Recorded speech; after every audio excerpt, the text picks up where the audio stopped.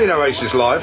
No, but I'd like to. I think they're brilliant. I don't think there's any chance you get on the guest list now. And after Liam said that they're not going to reform, yes, you're not going to see them live anymore, eh? Well, you're not. And I have to say, every time I hear that record, it sends a tingle up my spine. Does it? And hair stand up on the back of your neck. Do you think Liam's going to come around and start giving you a shoeing? No, I love Oasis. I think they're brilliant. I think Liam Gallagher was a fantastic frontman for them. But an average singer, as you said on Twitter. I didn't really mean that, to be honest. It was a bit of banter. I mean, what happened was, he put out another tweet yesterday. Yeah. Was it yesterday or was it Friday night? Friday, that's right, yeah. Put out before that lunch in the, wherever it was. That's right, yeah.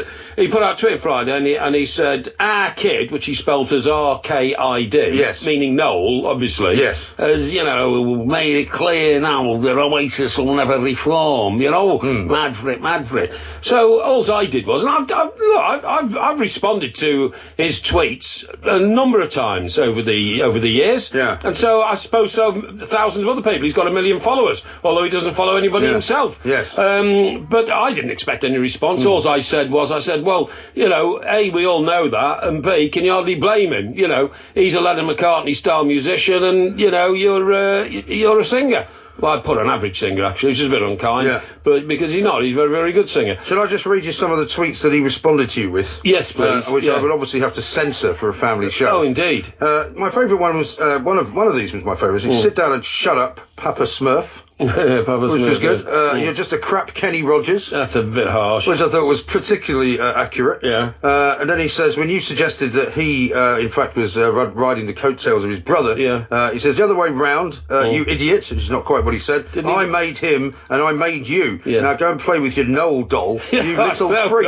I thought that was particularly harsh, wasn't it, really? But he called me some terrible things. I mean, words we couldn't mention on a family show. What are you having? Great. Yeah. You reckon so, you soppy idiot? Yeah. He's average and you know it. You stay tuned, big ears. Be prepared to be dazzled, as you were. And then another phrase, another word that I can't use. Shocking language, to be honest. The second part of which is jockey. Shocking language. That's right. Yeah. And the first word began with K. Yes. Yeah, in terms of K. Silent K. Jockey, yeah, that's right. You can't spell it out. You can't help it, can you? No, but you know what I'm talking about. Yeah, it was all very unfortunate. I'm very glad my mother's not on Twitter, because she would have been massively offended at the way he responded. But this is what happens when you take these guys on. Yeah.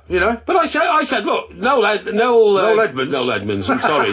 Sorry, Noel, you're not involved. Maybe that was why he got so upset. Maybe. Reform with Noel Edmonds. Noel Gallagher is a regular guest on talkSPORT. He certainly is. We love him on all sorts of shows, and also he's a good media operator. He's also told me to F off in real life. Yeah, well, he told me that, in Chicago. But he's also a good media operator in the sense that, do you remember after the Manchester City, which big game was it, when he went on telly, and he stood there with a Sky microphone in his hand, and he talked for 10 minutes about it, and he's very, very knowledgeable about the game. What was that? Was that? It was one of the Champions League games. One of the Champions League games or something like that, know, but he actually... Now, I don't understand why Liam, who, is the other half of the duo, and they apparently fall now, why can't he respond like that? Why can't he come on? He's got one of those famous voices in the world. He's there with it, but remember when he closed the Olympics 4 years ago, right? Right. And his voice is gone.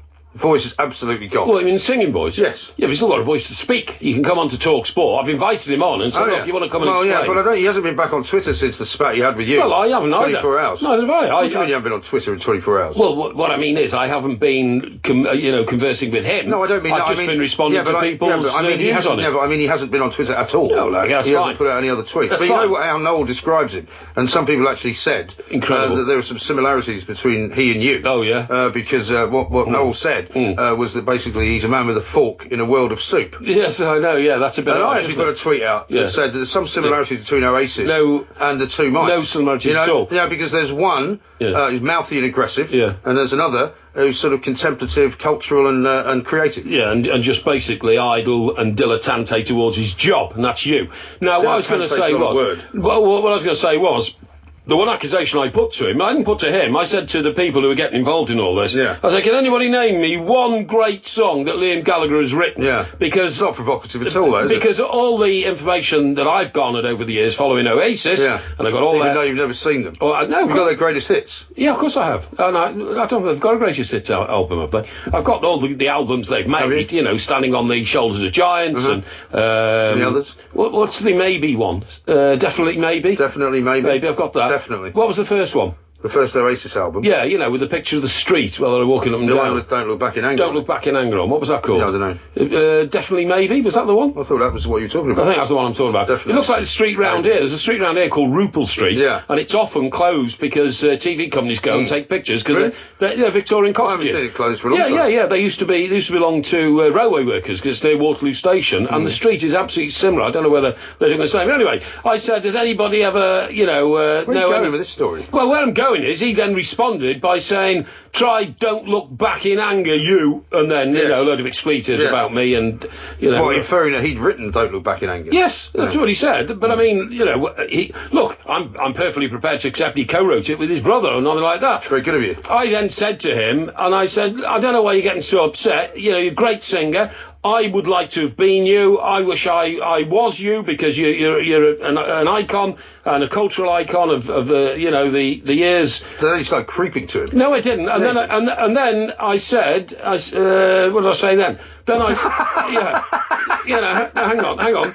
And then I said, you know, as far as I knew, Noel had written Don't Look Back, and I said, what your brother did for you, and you must never forget this. Yeah.